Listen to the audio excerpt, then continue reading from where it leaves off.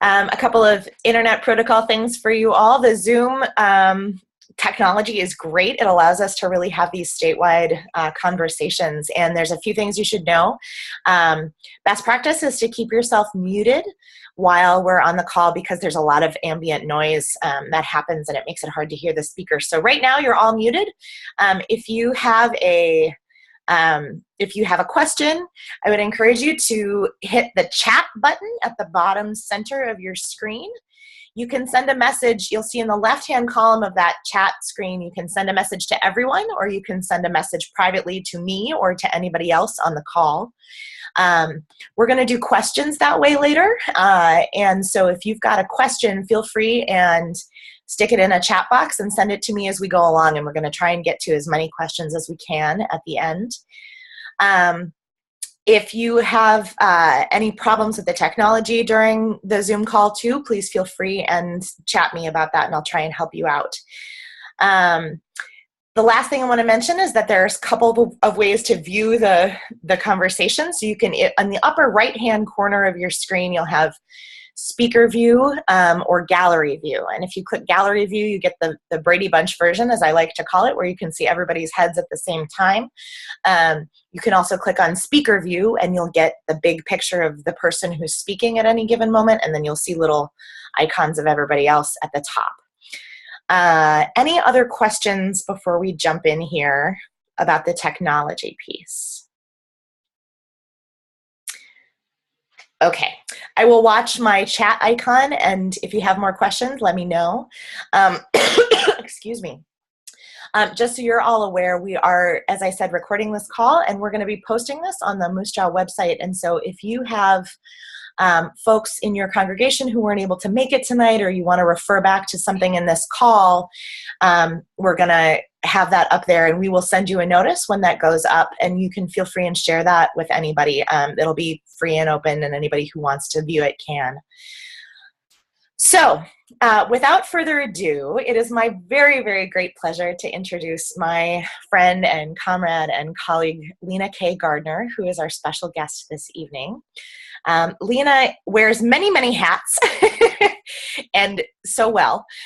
Lena is currently an employee of the Church of the Larger Fellowship, which is the largest Unitarian Universalist congregation. It's a church without walls. It's an online community of, what, about 3,000 UUs?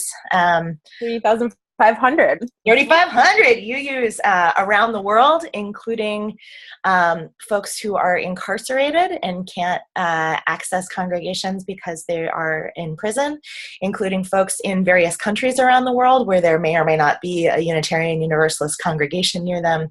And Lena does fabulous work in development for them. Lena is also a Unitarian Universalist. She's a member of First Universalist Church in Minneapolis, and she has Master of Theological Studies. Am I saying your degree right, Lena? It's Master of Arts in Justice and Peace Studies. Okay, Master of Arts in Justice and Peace Studies from United Theological Seminary. So she's a UU among us, and she has done a lot of work in her organizing life, bringing justice into and bringing UUs into justice work in our communities. And this evening, the hat that Lena particularly is wearing is as one of the core organizers of the Black Lives Matter-Chapter in Minneapolis. And Lena is going to tell us a little bit of her story about how she got involved with that work, as well as her Unitarian Universalism, and we're just going to have a conversation tonight.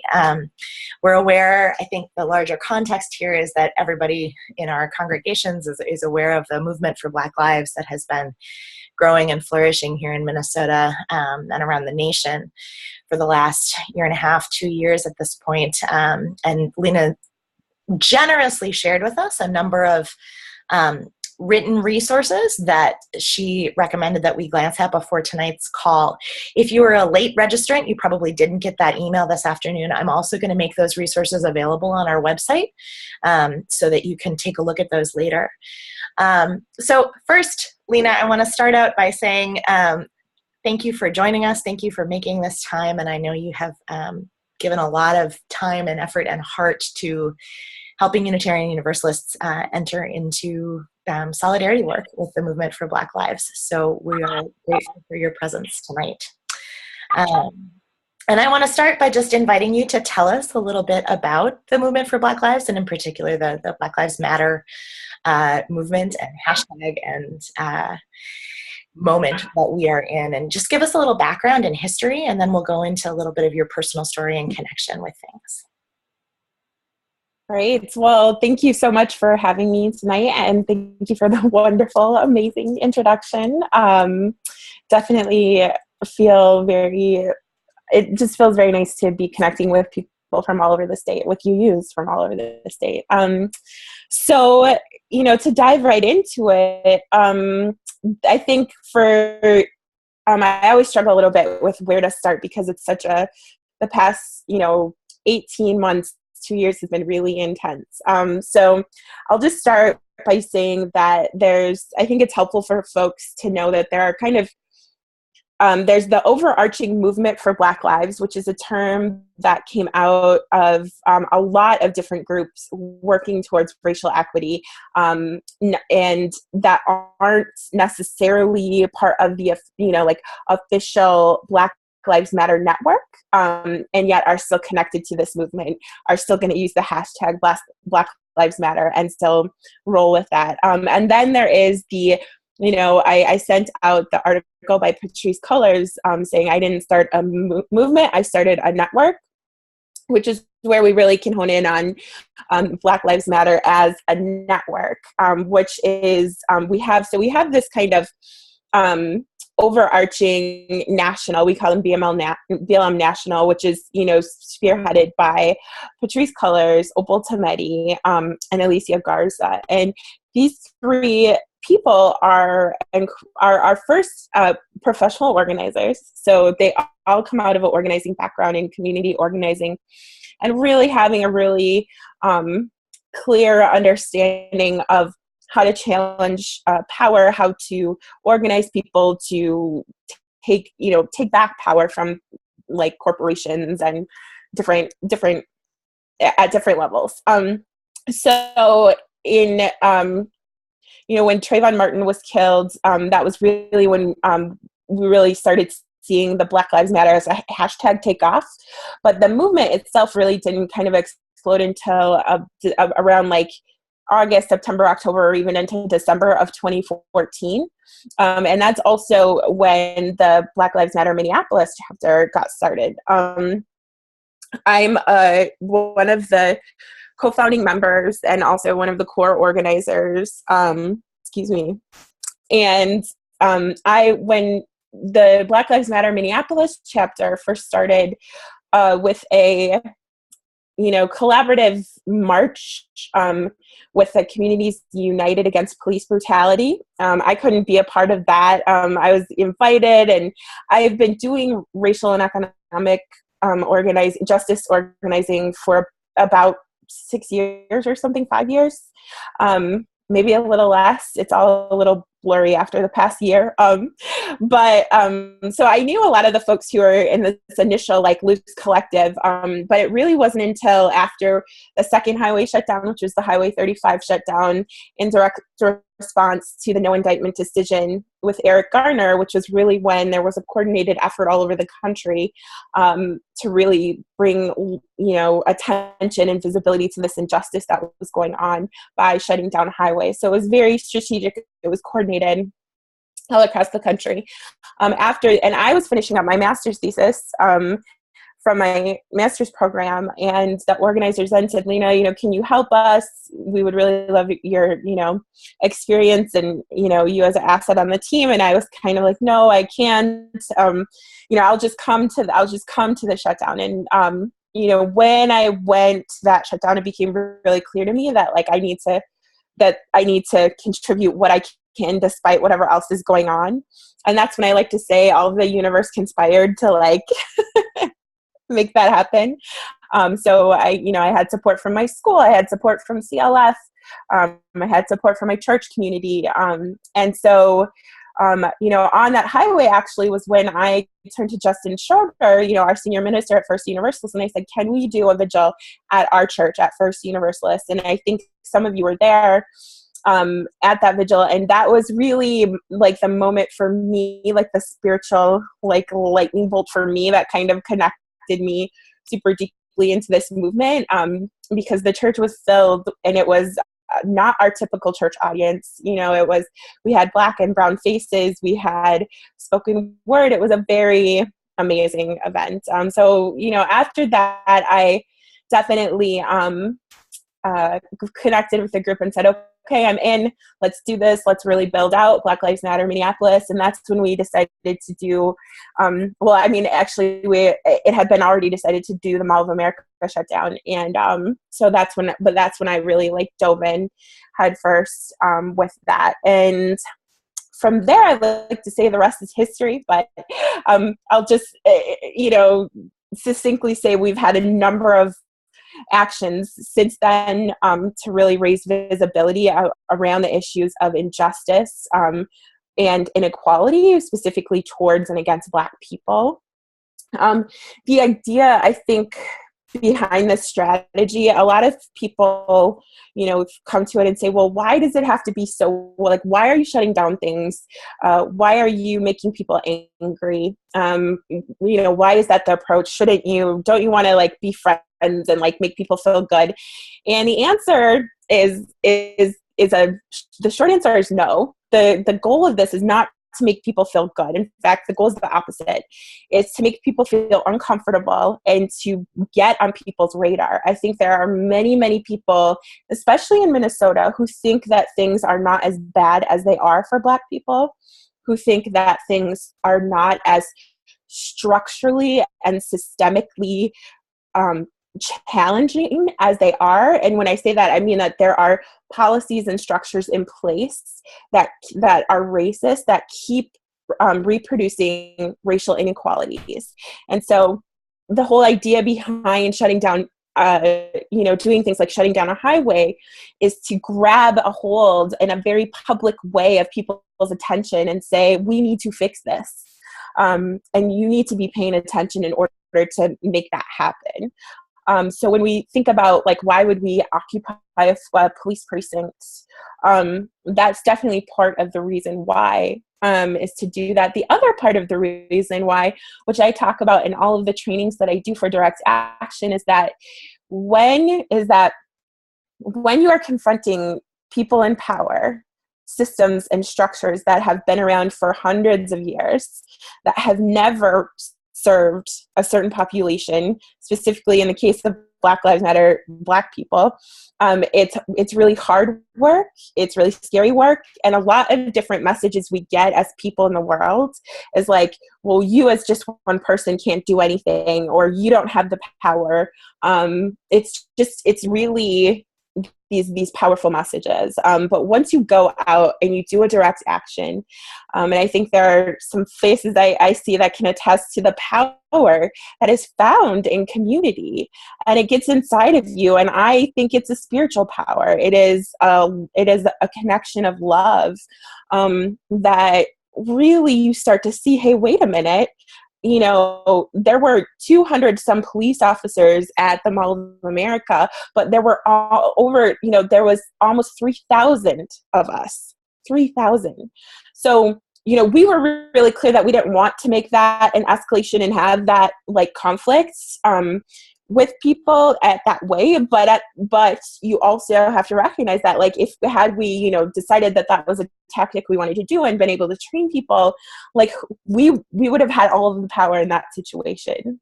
And in many ways we did reclaim a lot of that power. So when you think about like direct action, it really is this twofold, strategy about changing the narrative around racial and systemic injustices, around making, racial inequality very visible, and, around getting people's attention. And then it's also this internal thing of really just being in power with people in love and connecting at the spiritual level that we don't quite understand, or at least I don't yet, but it's out there and you can feel it. So, that's, and I don't know if any of you were at, General Assembly 2014 when Sister Simone Campbell came at the Ware lecture, and she had the saying that everything's covered in community. And I just love that saying because it's so true. It's so true, and it really applies to direct action, and it really applies to resisting racial oppression, because you need community to do that, and to do it, to just hold each other up. You definitely need it. So I think, did I miss anything you wanted me to cover? You did great. I'm wondering if you could do just a little bit more about the specifics of the Mall of America action, as well as the precinct shutdown, just a little bit of the story, because I think people have sort of heard the spin and not necessarily the origins of those things. So just like a brief kind of recap of what both of those big things, which I think were the ones that garnered probably the most public attention. Yeah. So, yes. So excuse me while I readjust some back support here. So the Mall of America action, really came out of, the no indictment decision in Eric Gardner, in the Eric Gardner case. And then, just kind of building momentum off of that. I think that, and we also, of course, that was also very, recent, was the Tamir Rice killing, who he was a 12-year-old boy who had been shot in Ohio. He was at a park playing with a fake toy gun and, had something like less than 3 seconds to, even look at the police officers before they shot him dead. That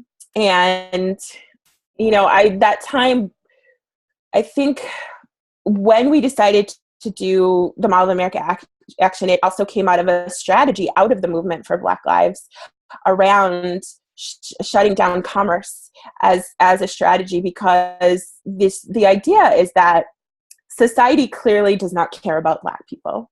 And sometimes when I say that, I often get this look of shock on white folks' face. And I say, the reason I say that is because if they did in the same ways that they care about white people, we would not have these inequalities. We wouldn't have these injustices. And so at the time of the Mall of America, it was like, and this is a strategy also directly pulling out of the civil rights era of what do people care about? What does get their attention? It's when you mess with their money. That is what gets their attention. So a lot of the strategy was around interrupting commerce, no business as usual, while Black people are continue to be killed, without, where police are playing judge, jury, and executioner in the streets, with Black people. And so, it really was, tapping into this national and, energy of saying that we're going to make you care about this now because you care about money. So that was part of the strategy. The strategy was also just, again, to raise awareness. I think there's a lot of people that, even though they say they might have a negative understanding of us, a lot of folks have, it does generate a curiosity. And so, we know that like one of the most Googled terms for 2015, I think in Minnesota, was Black Lives Matter. And so that really shows us that we are, having an impact and making people curious about what are these people so upset about, right? Like, what are we so upset about? And that it's really a big deal. So there's that piece. There's also really the changing of narrative that's really important. And I think that's where I spend, I probably should have said, my role on the Black Lives Matter-Minneapolis team has really been around communication support, fundraising support, and then faith organizing support. And so I spend a lot of time, on our written communications, on our press releases, really thinking about how do we get people to focus on, for instance, when Jamar Clark was killed, they often want to focus on people who are the victim. They want to focus on, especially if they're Black people, they want to focus on their criminal record, if they have one. They want to focus on basically justifying their deaths, right, by attacking their character. And a lot of what we do is around changing this narrative and saying, take a step back here. Even if Jamar Clark, was, had a criminal record, he, and I see your note there, and I will give a recap of Jamar Clark.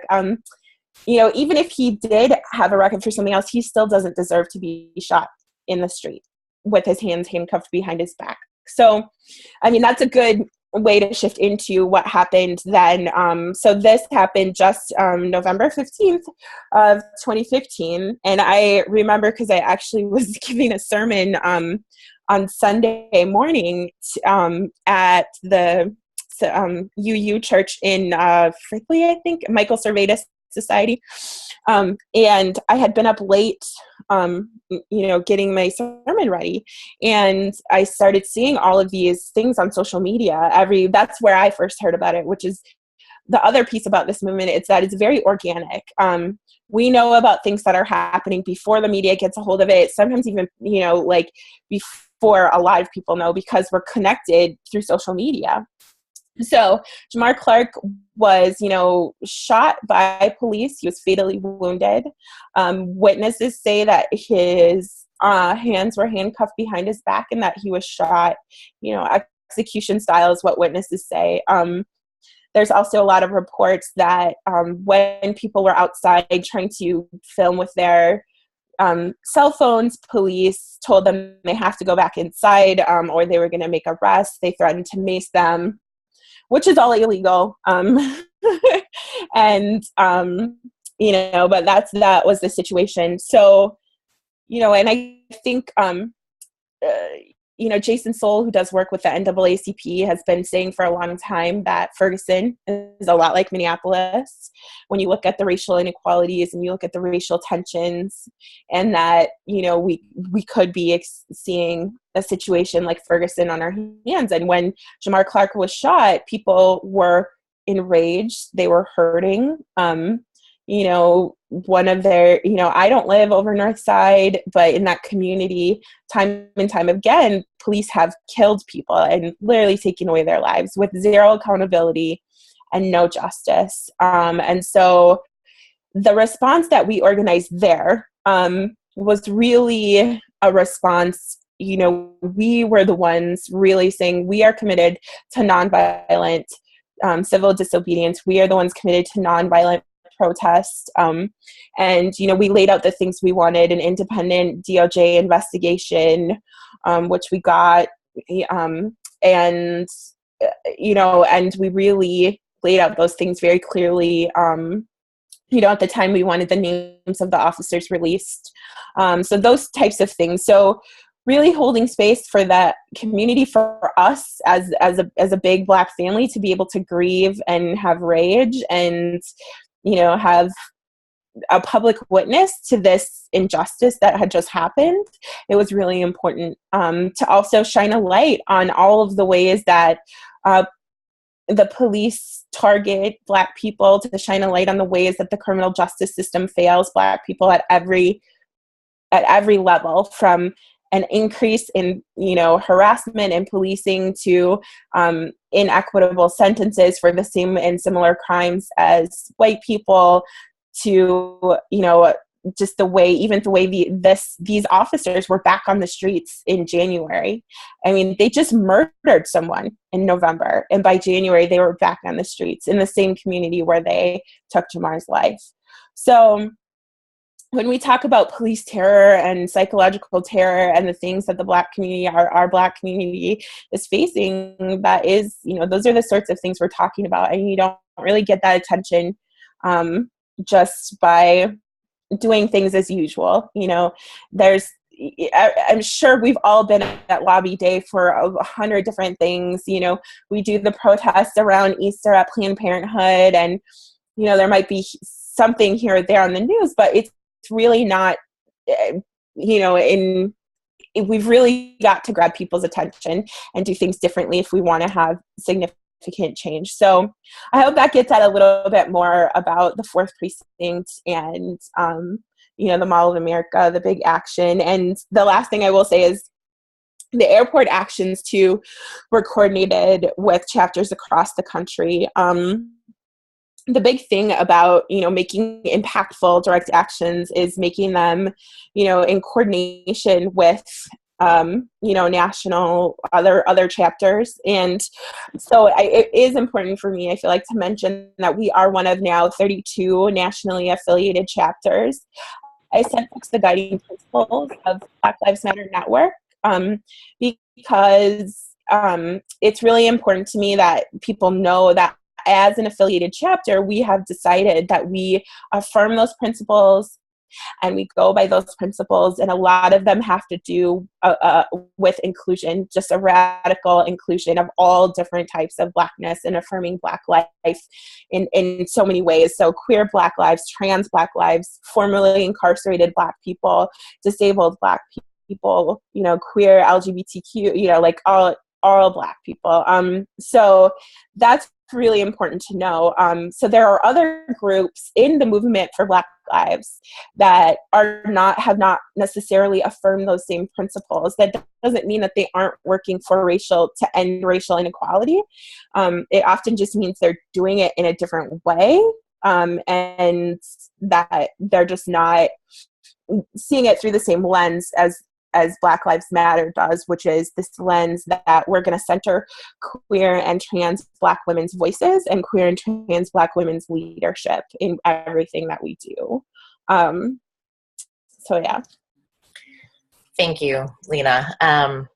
And as you all are aware, there's a lot that's been written about all of these actions that Lena has mentioned. I just chatted everybody in your chat box. You've got the links to all of the resources that Lena shared with us, including the guiding principles for the national movement, which is the last link that I chatted.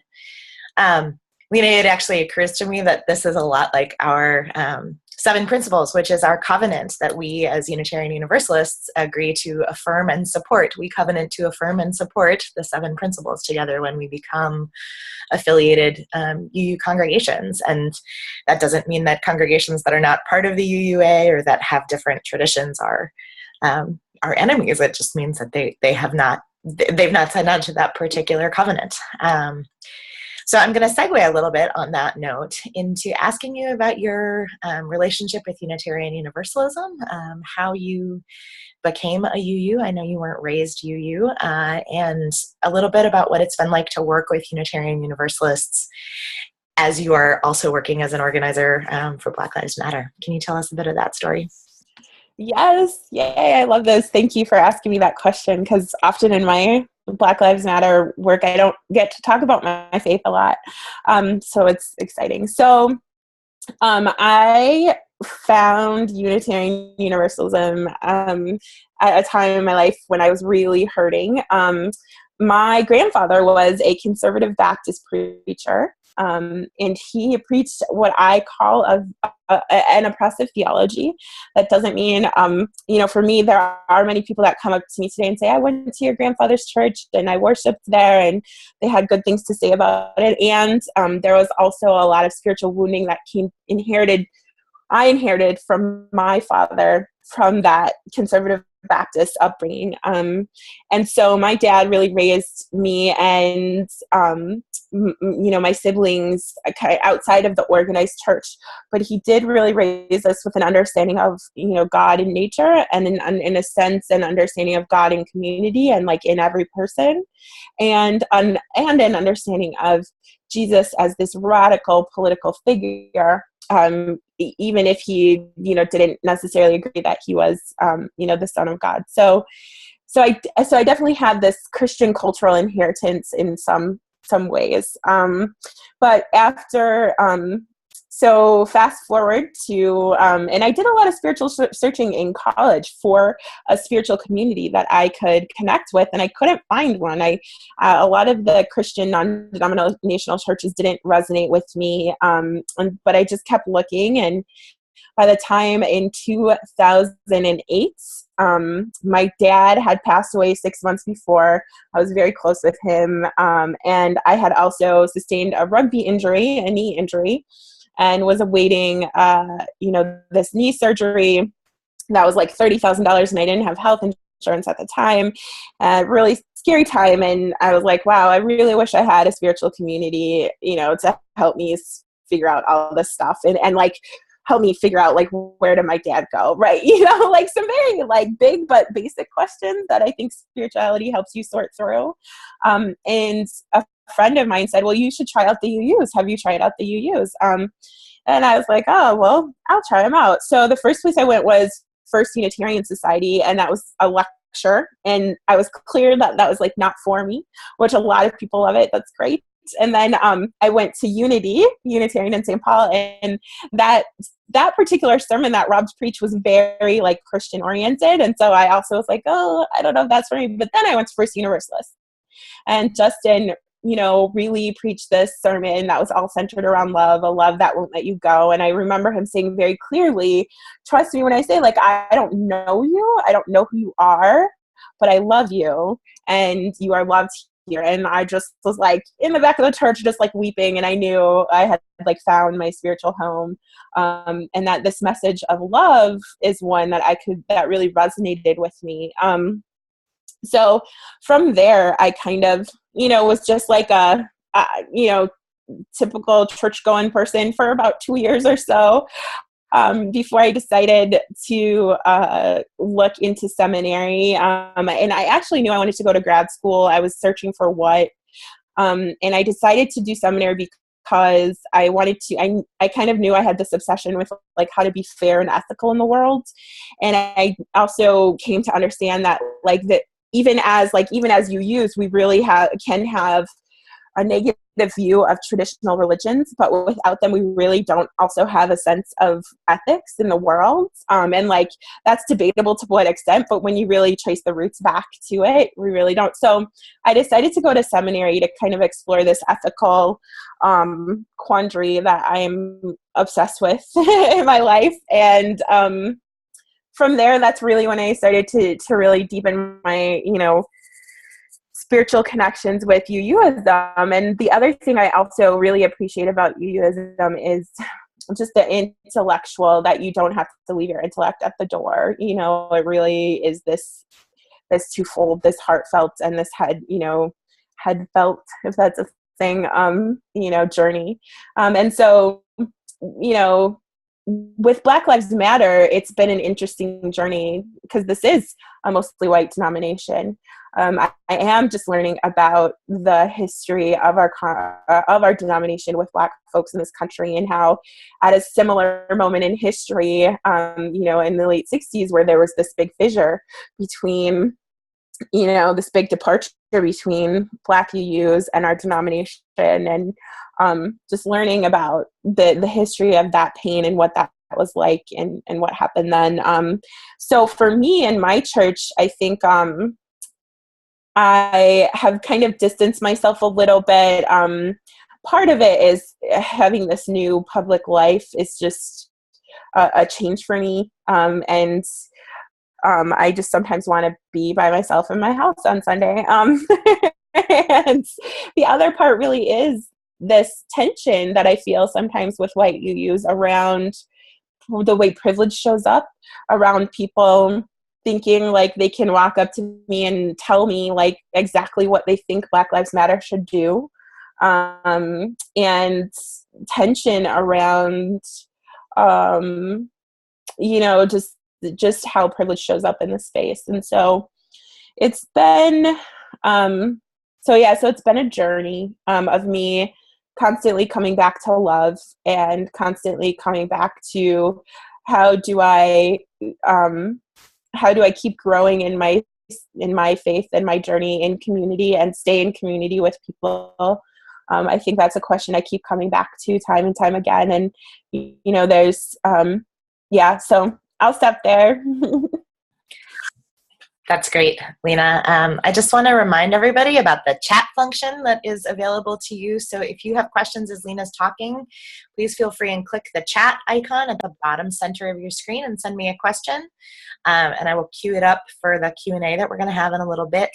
I've also sent a couple of messages to you with links. I also, Lena, what you just said reminded me that I should compile a list of, there are some really great books that are available through the UUA bookstore and a few other places about Unitarian Universalism's history with Black folks, with racial justice, with our struggles around all of that stuff through the years. And I will post that on the website with the recording of this call and let you all know about those things if you're interested in learning more. That's awesome. That also brings up the article on white fragility. That would probably be really helpful for folks too. Do you know this article? Yeah, I know the art. Well, there's been several. Perhaps you will chat me the one that you would like me to post, and I will post it. My next question for you, Lena, is to talk a little bit about, number one, how you have been involved in this work of organizing UUs within the Black Lives Matter movement and into the Black Lives Matter movement, both on a local and a national scale, some of the things that you've been involved with here in the Twin Cities as well as nationally. And then, some stories, what has gone well and what has been challenging. We'd love to learn from your experience. Yay. Okay. Well, so I think I talked a little bit about my areas of what I try to work on our BLM squad.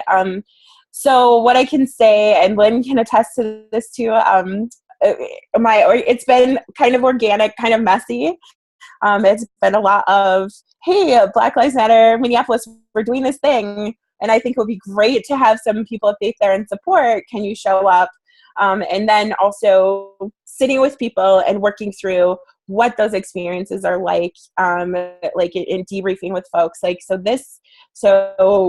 a debrief after the Mall of America action and really connecting, where were people's fears and tensions, and how can we hold those together as a community. And so I think those have been really, so doing that work at my church, and then I took a little bit of a breather after the 4th precinct after that. And now we're we're kind of getting back into it a little bit more with this upcoming faith action on April 11th. So I think most of my work has really been centered on moving people to a place of faithful action.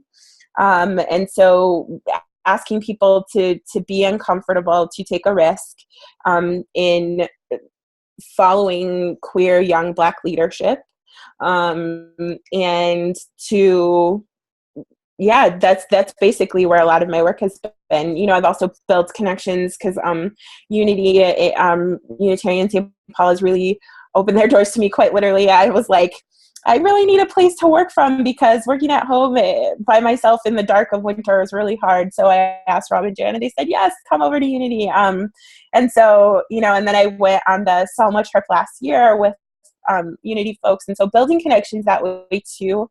And then asking people to sit with each other and their peers and colleagues and friends and family in church and really say challenging them to think about what can you as white people do, because you have access to places and spaces that I don't have access to, that I never will, and that you can move and shift people. And I know I like to lift up Denise Conan at our church because she finds herself writing now all of these letters to the Star Tribune, and several of them have been published and several of them haven't, but that sort of thing is what we need to really, catalyze people to change, I think. So that's kind of a synopsis. So I can't say there's been from an A to B.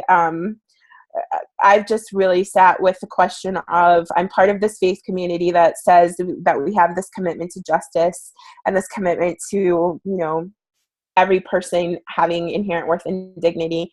And so what does that mean when, for me, there's a gap between our theology and our practice in the world? And how can I be a part of bridging that gap while also maintaining my own sanity? So that's been kind of where I've sat. So some cases of where it's worked out well and some things where it's some challenges. I'm trying to think of some. So I think one big success that I would highlight, which was more of a clergy action, and I guess I've been kind of more focused on clergy, just I think because coming out of seminary, that's where a lot of my connections were, lied, but the action at McAllister College, MLK Day of what year are we in? 2014? Yeah, MLK Day. 2015. Yeah, so MLK Day 2015, it was actually an action where we were trying to get the governor's attention, and we were going to interrupt his speech, and all of the Black people and people of color were to do a die-in, which is where everyone lays on the ground. Back then, we were still doing 4.5 minutes for the 4.5 hours that Michael Brown's body was laid in the street in St. Louis. And then the plan was to have, Black and brown bodies, people of color, do the die-in. And then we had, and it was all UU clergy, I think, except for two. They were UCC folks that I knew from seminary. And Ashley was there with Aspen. And so the clergy really, had this backdrop where they were praying over the people doing the die-in. And so I think, that visual ended up on the front page of the Star Tribune. And the missed opportunity for me there was like getting a tie-in about the faith and the moral thing in the public narrative, but it was still a really powerful visual. And also that these white faith leaders were stepping up to stand up for Black lives was really powerful, I think. And there also was one, Black minister with them too. So there was that action. And I think that was really successful. I think the challenges and so I'll actually save a challenge for after this one thing to just say, what was really successful about that was the folks who stepped up to do that action actually involved a lot of like, keep this quiet. We can't tell you like every little piece that's going to happen and every little plan because we were trying to really keep it under wraps. That made people uncomfortable. I think white UUs are really, I think it's a part of the culture to have a plan that goes from A to B and everything's laid out and the whys and everything's really clear. Direct action never goes like that. You can have the most well laid out plan and something is going to go awry. Something is going to change. So it's more about having faith and trust in the people who are leading the action to be able to handle those challenges and successfully like navigate you out of the situation if it even ends up being like a dangerous situation, which that particular action we knew would not be. There, it really was a low danger level. Sorry, I didn't hear it. But so at any rate, that was a really good success. I felt like that was a really successful action. So that's the piece about people just showing up and being able to listen and follow leadership and have trust in them. Something that didn't go, or I would say like smaller challenges or challenges that I constantly pick up or like, for instance, outside of one of our court actions when the Mall of America was like going after 11 people on our team, I would organize these court support actions outside of the courthouses after, and those ended up often being a lot of people of faith, which is awesome. And it actually makes a big difference to the people inside being prosecuted. I had never stepped foot inside a courtroom until actually one of the other Mall of America things. And a lot of the folks who were pressing charges, I haven't really done that either. And it's just a very stressful, and even for those who have, it's a very stressful thing. So having people outside, feeling like you're loved, being able to hear people outside the courtroom is a really big thing. The challenge, for instance, was like when people wanted to come and hold up, banners from their churches, or they wanted to talk to the media about their, like, why they were there and, like, wearing their Standing on the Side of Love shirt, or they wanted to, like, I think she was from White Bear, I don't remember where she was from, but she's like, we have this giant peace dove and we just really want to fly it and just talk about peace. And I'm like, we're here to really talk about justice. And there's there's a mismatch, right? When there's a community in grief and in rage and anger over people whose lives are being unjustly taken, that's not the right time to come in and say, oh, everybody just calm down, right? Like, that's not people. What they need are public witness to say, we see your pain and we are here with you and this is wrong, and that's what people need. And so things like that have been challenges for me, or things where people, say, well, Lena, me as a white Minnesotan, I had this great idea, and let me take up an hour and a half of your time to talk to you about it. Those types of things are difficult and challenging for me, because, this is a Black-led, Black-centered movement, which means it's not the place of white people to say, like, this is what you should do, because it's not a white-led movement. And so that has been challenging for me, I think, in how to, push back in a way and say, I'm actually not going to listen to what you have to say, because it's not your place to tell me how to run this movement, and how to really do that becomes a challenge. So, That's great, Lena. I want to be explicit about this thing about showing up with banners and standing on the side of love t-shirts too, because that's definitely something that I personally have had sort of like a change around throughout my work in this movement over the last several years.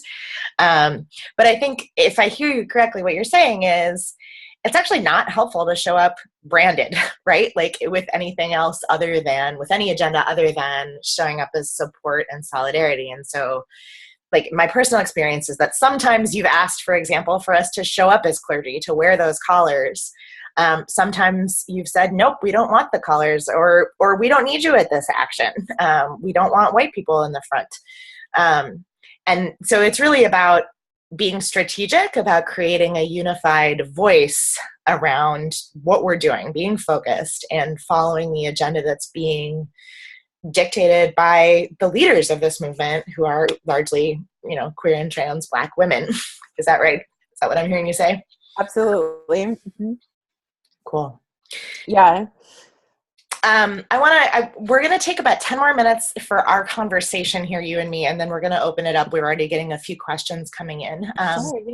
But I would love to hear you talk a little bit about, number one, where you get your spiritual needs met, and what are the things that allow you to stay in Unitarian Universalism.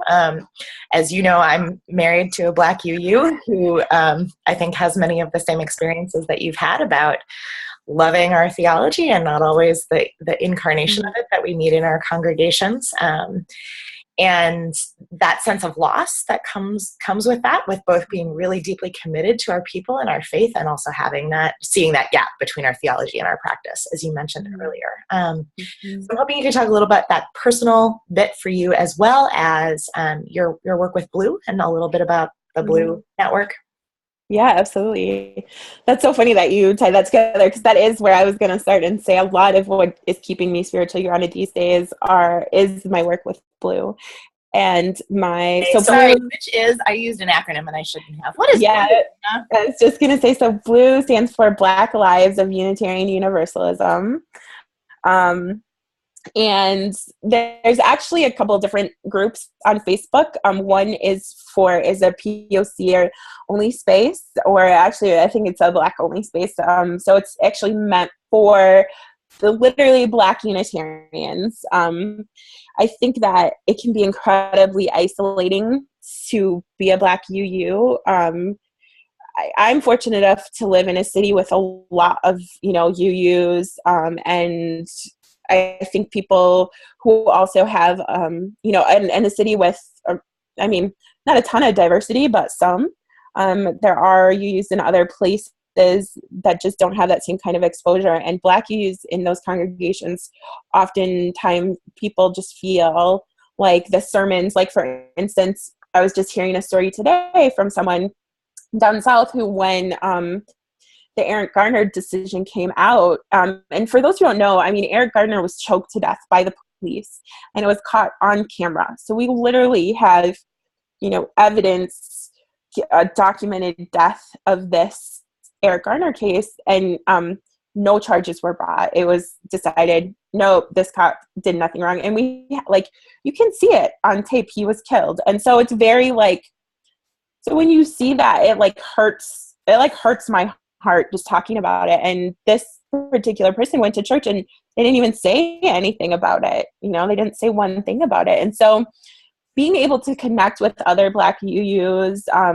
bringing people, bringing each other out of isolation is a lot of what keeps me spiritually grounded.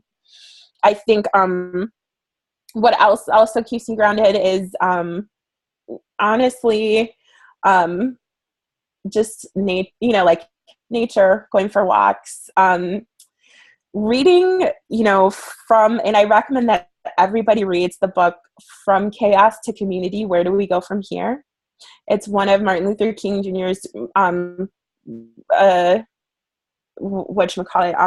later writings in his career, and it's just all of the issues that we're dealing with, literally all of them he writes about in that book.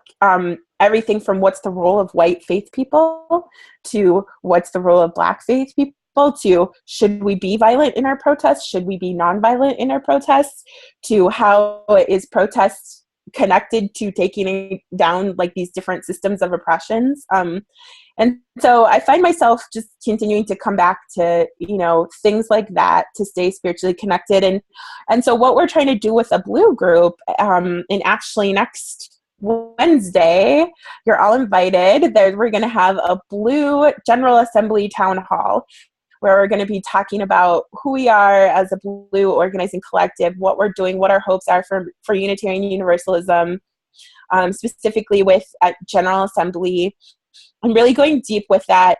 What we essentially are is a group of Black youths that are really committed to our denomination and our faith and want to close that gap between our theology and our cultures and really sit with that. And how do we do that? Both how do we do that together as a whole entire faith community, inclusive of all different cultures, and then how we do that in affinity groups, right? So what is the work for us as Black UUs to do? What is the work for white UUs to do? And then what is the work for us to do together? So that's a little bit about, I think also honestly working out of unity helps keep me grounded spiritually. Sometimes I take little breaks and go pray in the chapel, and then just being connected with the wonderful group of folks there who, just always have my back. So that's kind of how I stay connected. Also, I should say CLF too. CLF is an amazing community. And although I work at the church, it's also just an amazing community. We've done several online visuals in the Zoom format, and it seems a little weird at first, and it is, but also it's been really life-giving for me to be a part of this, of the CLF, when, I don't feel like going to church and, for instance, having someone ask if they can touch my hair, or, if I have a minute to listen to what they think BLM should do. So, it's been a really beautiful thing. So. Thank you, Lena. And I want to highlight that Black Lives of UU Blue is putting on a track at General Assembly this summer. My understanding is that several of those workshops are geared in particular for Black UUs only, and that there are a few that are going to be more broadly open to anybody who's at GA. Is that right, Lena? Yep, that's definitely right. And we have on Thursday on The View, which is a CLF talk show that happens through YouTube, we're going to be giving a little intro into one of the tracks that's open to everybody. So the movement for Black Lives Convening, happened in last summer in Ohio, in Cleveland, Ohio, and UUs, actually, the Standing on the Side of Love, actually supported a bunch of us Black UUs to go, and actually one of the folks who's part of the Blue Organizing Collective, Leslie McFadden, was part of the central organizing team for the movement for Black Lives Convening. And we're going to put on a panel discussion just about what that experience was like, what it was about. And so folks can come watch that. We're going to do another workshop on anti-Blackness in particular, and what that is and what it looks like. And then as part of that workshop, we're going to have two or different breakouts, so that like white folks can go and have a discussion about what that means or what they absorbed. And then, same for POC and Black folks. And then we'll all come back together to talk about our ongoing work. And then there's also going to be one on Black UU history that Kenny Wiley is convening and pulling together. And then the fourth workshop is something, but I can't remember because my brain is full of things. But full of things. It's all exciting stuff. I'm also going to do a shameless plug for our workshop at Regional Assembly, which is happening here at the end of April and into May. Lena and I are leading a workshop together called The Spiritual Discipline of Followership, about the relationship between Unitarian Universalism and the movement for Black Lives. And it's obviously going to be fabulous, as you can tell from this teaser conversation tonight. And we're going to get a little bit more into sort of practical ways of being faithful followers, as well as leveraging power and taking leadership when it makes sense for us to do so as individuals and as congregations. I'm going to ask you one more question, Lena, and then we're going to open it up. But I know one of the things that I've frequently heard, and we've got folks here on this call from Mankato to Duluth to Wilmer to Rochester. So not all of these folks are able, for example, to show up at an action on a particular day. And so I'm wondering if you can talk a little bit about what folks who are not local can do to support the movement. And then more broadly, sort of, what does this movement look like, and what's the role of folks who are not, quote unquote, on the front lines right now? What's the work that we need to be doing? So, really great questions. The first thing that I like to tell people is I don't know what your work is. And I use that as an intro to say that I think, first, I do believe that there is something everyone can do as part of this movement.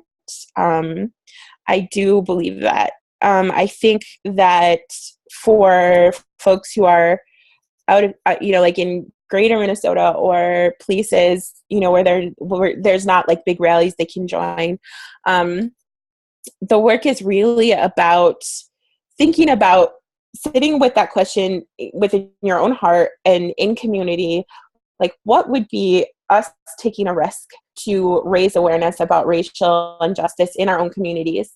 And even before that, like where do we even see racial injustice in our own communities?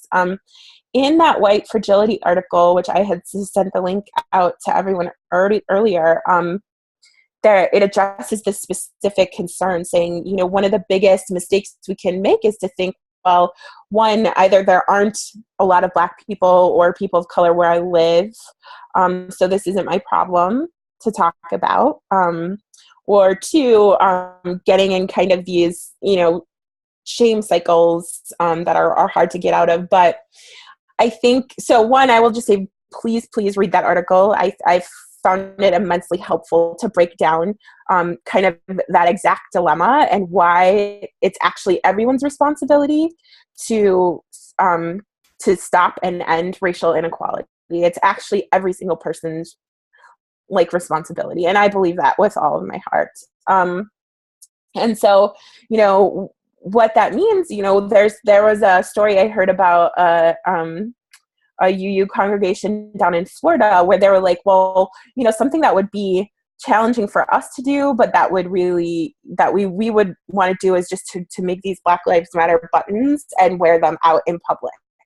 And so that was their commitment. And then they came back together and started talking about how difficult that was and how much backlash they got from people, and that was really challenging. And I think that is that can be a meaningful thing depending on, your community and where, just where it is. I would say for some people like Denise at my church has discovered, hey, I can write this stuff to the editor, to the, at the paper, and this makes a difference. So I would say, those are just a few like ideas, but really and then I had someone when I went down in Northfield and talked about that, and then he went and did that, and then also donated he actually sold the buttons and then donated the money to Black Lives Matter-Minneapolis. And so that gets at the second piece of, always, you can always do a fundraiser and,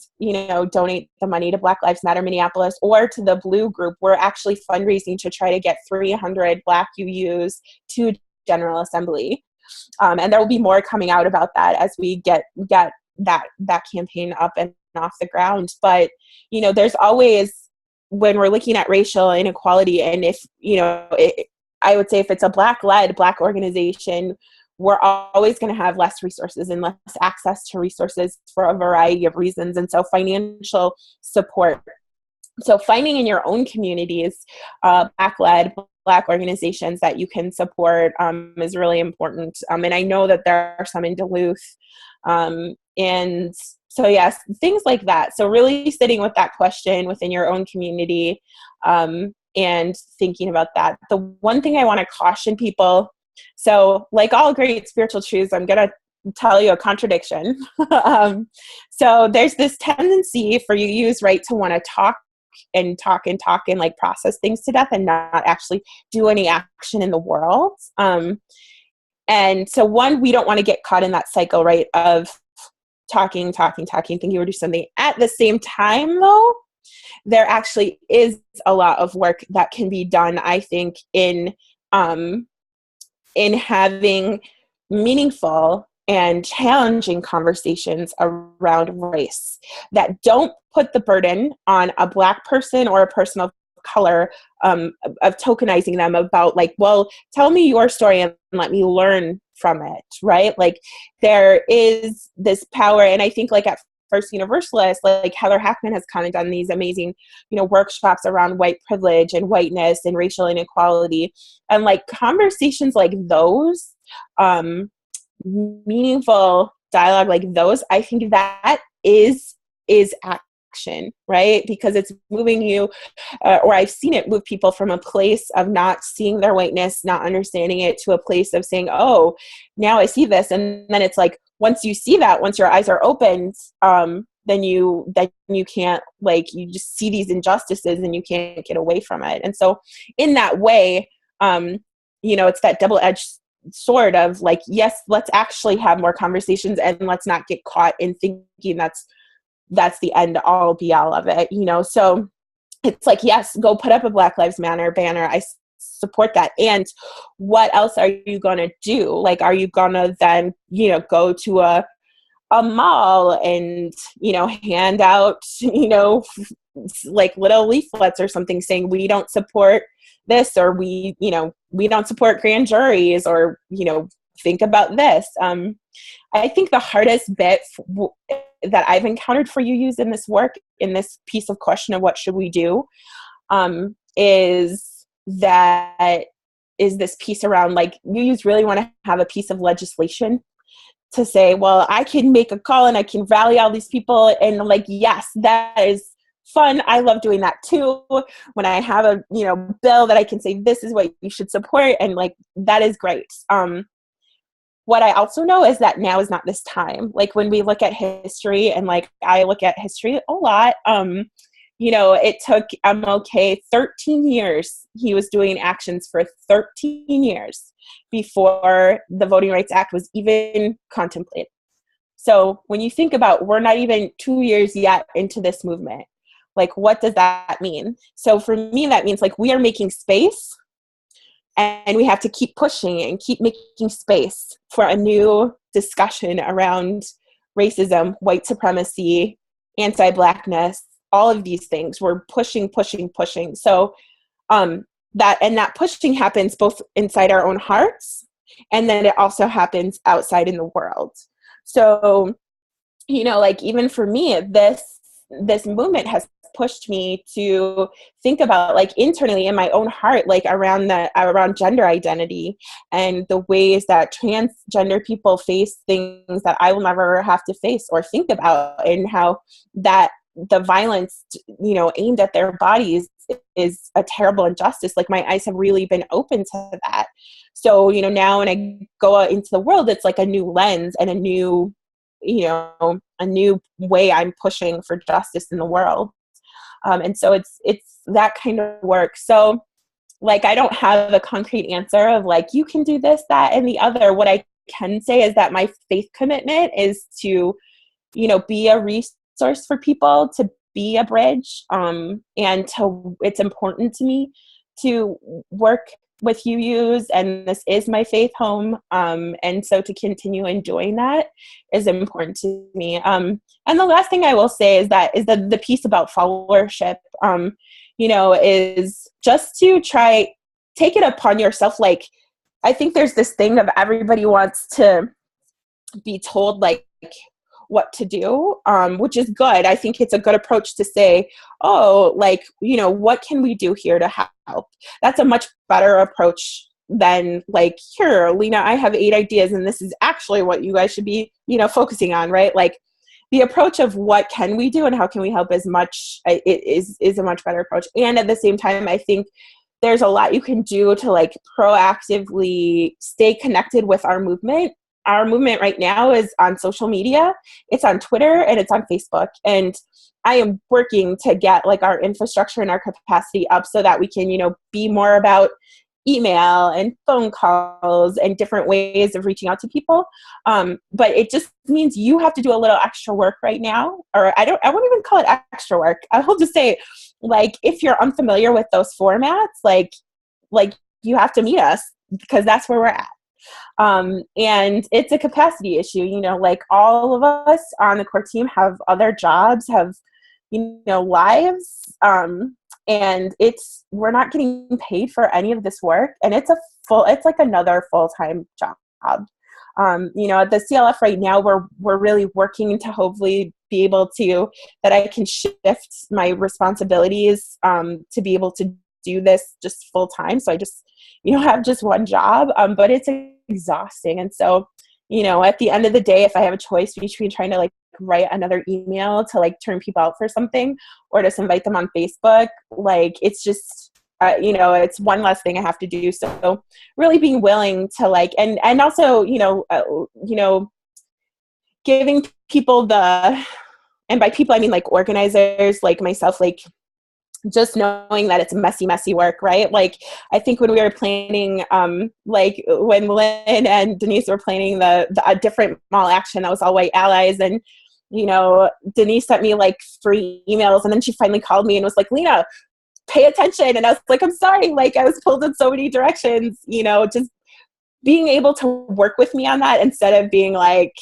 you know, some people get angry or they're like, you know, you didn't respond, and I'm just like, I'm doing the best I can. And, you know, just being really proactive in a positive way about like working with people, I think is what I'm trying to say in a really long-winded way. So. You're doing great. And Diane, I think that addresses some pieces of your question too that was in the chat. Would also say MUUSJA is here as a resource for you. Part of my job is to help congregations come up with plans for engaging in movements for social justice. And so I'm here. Send me emails. I would love to talk to you. And I will say I can connect people. I am starting to build connections with like other Black organizers on the ground in like Rochester in particular, and in Duluth. And so if people, you know, want those sorts of connections, go through Ashley and I can hook you up. Filter. I'll be your bodyguard. Thank you. And speaking of allies, actually, Ray has a wonderful question here about allies and the Black Lives Matter's approach to working with allies. And he asks, how does Black Lives Matter look at allies? Is there a intentional choice not to connect with allies outside of actions? For example, meeting with white allies or congregations, is that too fraught with the possibility of white folks telling you how to do it? How do you view allies' work? This is a really good question, Ray. I really appreciate it. I think, so one, I'll just speak for myself. That's the other really key piece about this movement, is that it's a decentralized movement. So we have many leaders. We don't have one. So I speak for no one but myself here. And I will say that there's something very particular about being under the white gaze. It's a very particular feeling. It's a very particular dynamic. And I think that, this is, and like white supremacy is not just something that's in white people, right? We've all been trained to think in these ways, and we all have internalized oppression. So what I've come to see in this work is that the piece you brought up about the power dynamics is that because of the ways we've all been conditioned to operate in the world, it's almost like white people cannot help but try to control and take over. And I've seen this time and time again. And these are people I love, or people I have close relationships, right? Like my housemate, like Liz Loeb, and she's totally okay with me sharing this, like different. And I think probably at some of my trainings, people have seen this where I have had to say, Liz, don't talk over me, or please don't, do this or that. Because we've all been trained in these ways that are very much embedded in white supremacy. And so, and then conversely, like I have internalized oppression around what it means to be a woman, what it means to be a Black mixed race woman, right? So culturally, I identify as Black, as a middle-class Black upbringing.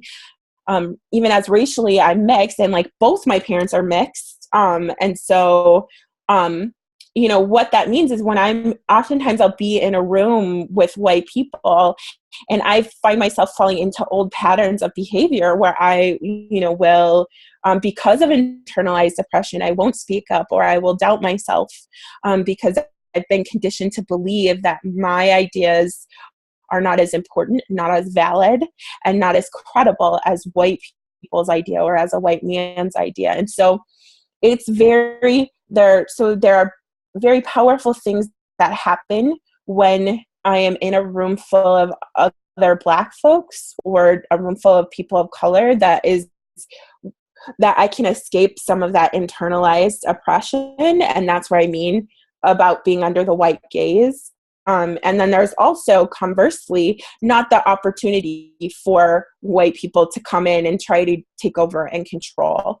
And so I think that that for me is why a lot of the organizing happens in the way it does, is because it's just been, I have not yet found a super successful way of navigating that, especially when it comes to really important decisions about the direction of like our Minneapolis chapter, for instance. And so what I can say is, I think sometimes that hurts white people's feelings. And I think that has a lot to do with privilege and their ideas always being the ones that are like at the top.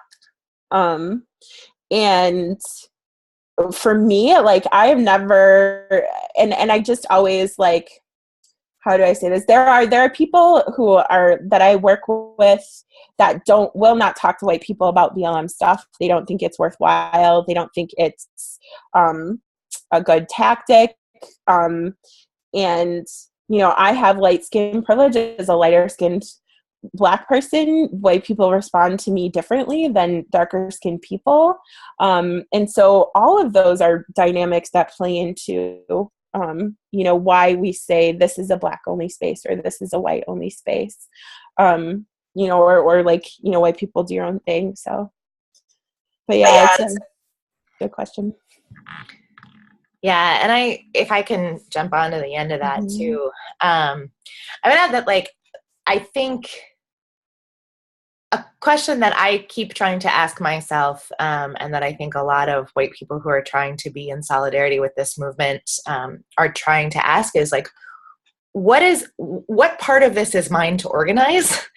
Who's my community to organize in this? And And then how can I be in deep enough relationship with a movement led by Black folks that I can go do my work with my community of people and also be informed by, but not need to control what's happening over here, right? So in another area of my life, I'm on the core organizing team of SURGE, Showing Up for Racial Justice Minnesota, which has a mission of organizing white people in solidarity with movements for racial justice. And there are a lot of, I think, questions about, who's my community to organize, what's happening in my town. And I think it's, Lena, you've been highlighting this again and again, that most of the answers to all of these questions are both and, right? It's like you both need to be in relationship and be in deep enough and resilient enough relationship to be asking what I can do to help you also.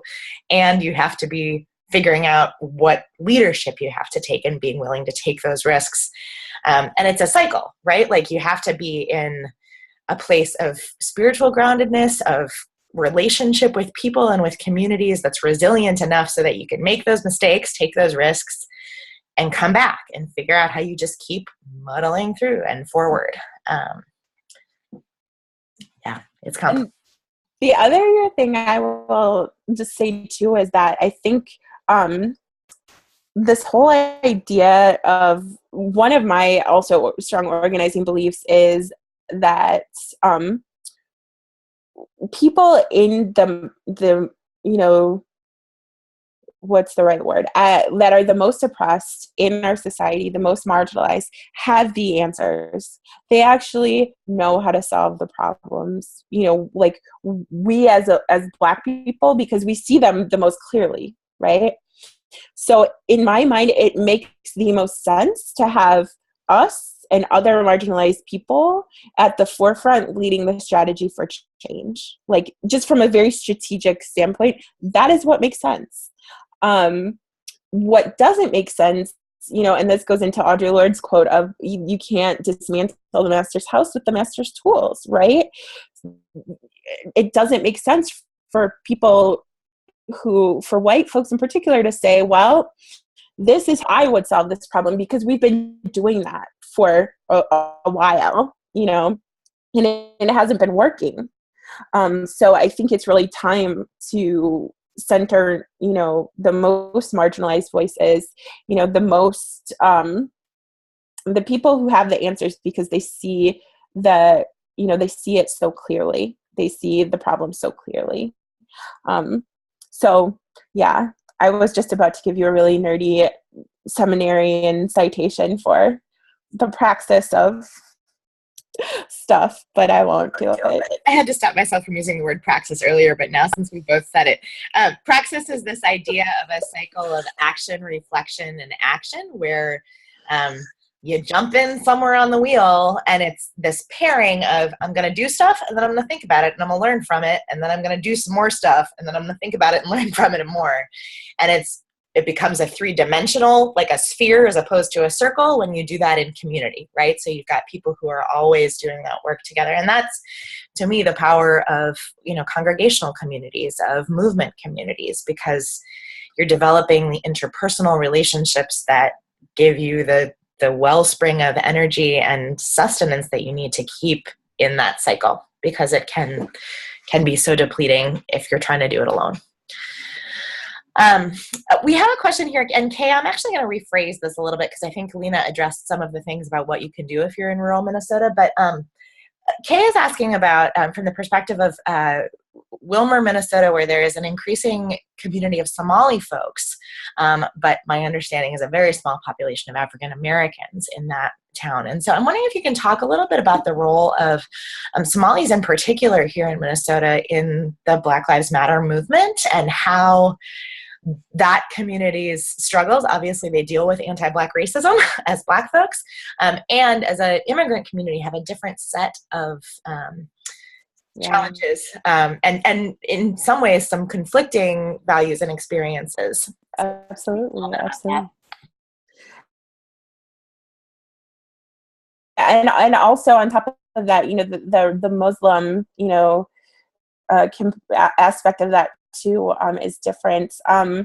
So I think, for me, this really starts with Ashley, what you talked about earlier is that building authentic, relationships. And that piece about finding, how can you find like what are just starting there, building relationships. And I will say though, yeah, I mean, it's being able to make mistakes in that and just really trying to build that bridge, I think is where it starts. And then, the other thing I will say is, like, this is work that I'm doing right now in Northeast Minneapolis, where I live. We have a lot of Somalis in our neighborhood. And I'll share this story with you. 2 years ago at our precinct caucuses, there was actually a significant cultural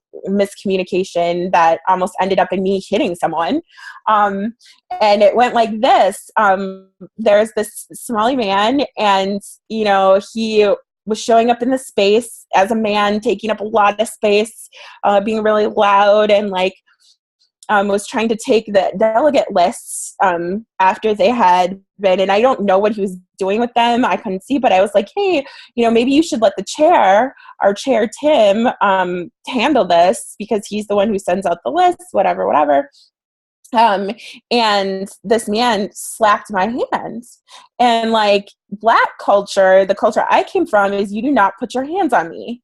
And if you do, it's going to be a fight. And that is, and especially as a man, you just don't do it. And I also grew up with 2 older brothers. So I've had to fight a lot. And, so, my culture, and thank God, I'm so thankful. My friend, Nikki, who's also, a BLM organizer, she she saw me, she saw that switch, she read my cultural cues and was like, oh, and she pulled me away and was like, she was like, Lena, she's like, she's like, nope, there's not going to be, don't hit him, don't escalate this situation. And, I'm just off in my, of course I was very triggered, who does he think he is, this man trying to control me, whatever, going on this whole thing. And then, he later apologized to me, and his wife came over, and she, we had a very interesting conversation around gender roles. And she was like, you're very much like a man. She's like, you're so angry. You get, she's like, you got like a man. And I was like, what? But really what that, that definitely was, we come from different cultures. And that was a big miscommunication.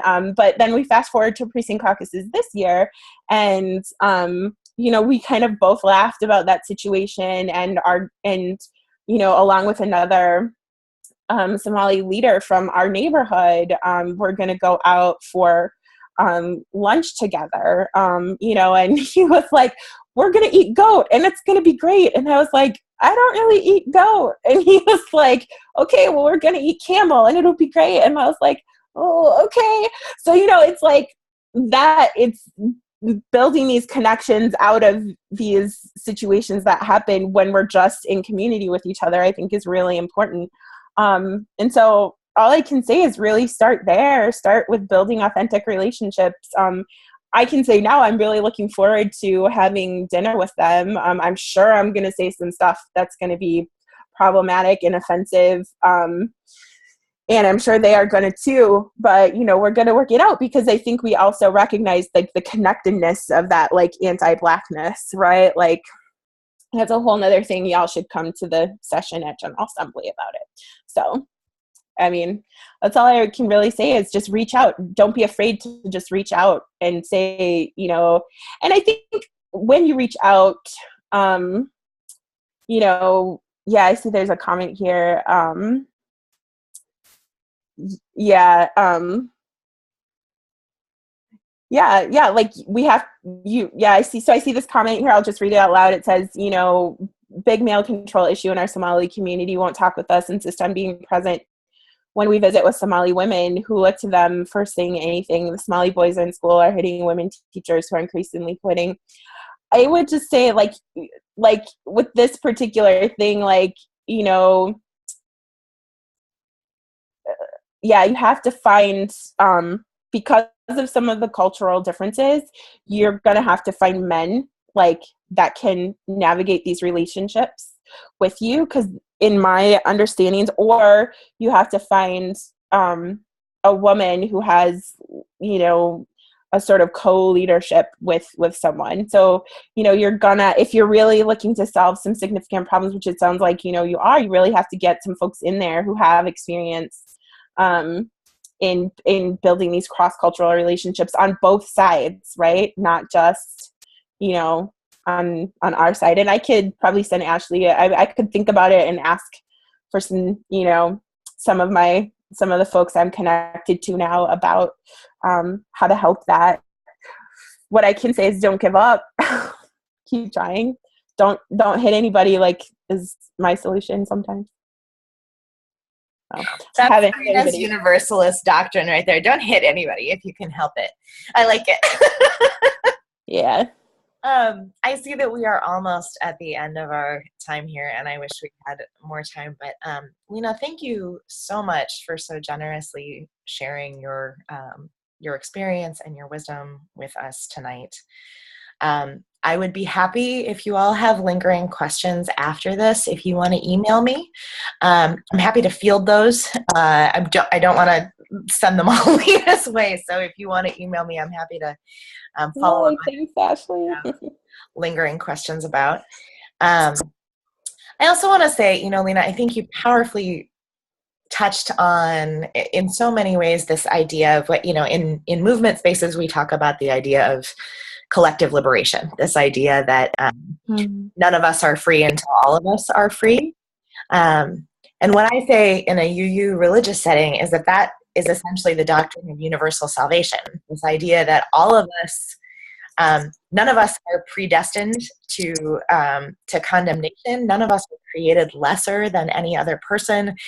And the Unitarian side of that theology is that we are agents of salvation to one another here in this life, that we have a responsibility to enact that work and to, you know, to keep in it, right? And so I think all of us have to be asking this question of, like, you know, to whom am I accountable? Who and what do I serve? And how will I do my piece? What is my piece of this work to do to get us all free, to get us all saved? And to me, those are the deep tenets of our faith that call me back to this work again and again. And man, it's hard. It's complicated. So hard. But it's in my mind part of, you know, it's the only thing that's worth doing. This is our call as people of faith, as Unitarian Universalists, and as humans in relationship with one another and with the planet. Yeah. So on that note, Lena, thank you. And thanks to all of you who've been with us this evening. If you appreciated this phone call this evening and any of the resources that MUUSJA offers, we do a monthly convening call. We have a lot of other stuff happening here at MUUSJA, and we would very much appreciate your financial support to make things like this happen.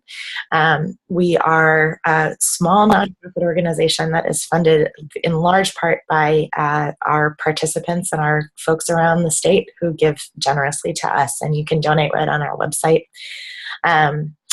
Thank you all, and I know that I will be in conversation with you all as we go forward. This video and the resources that we talked about tonight will go up on the website within the next week. And again, thank you, Lena. Yes, thank you for having me. Absolutely. Good night, everybody. Bye.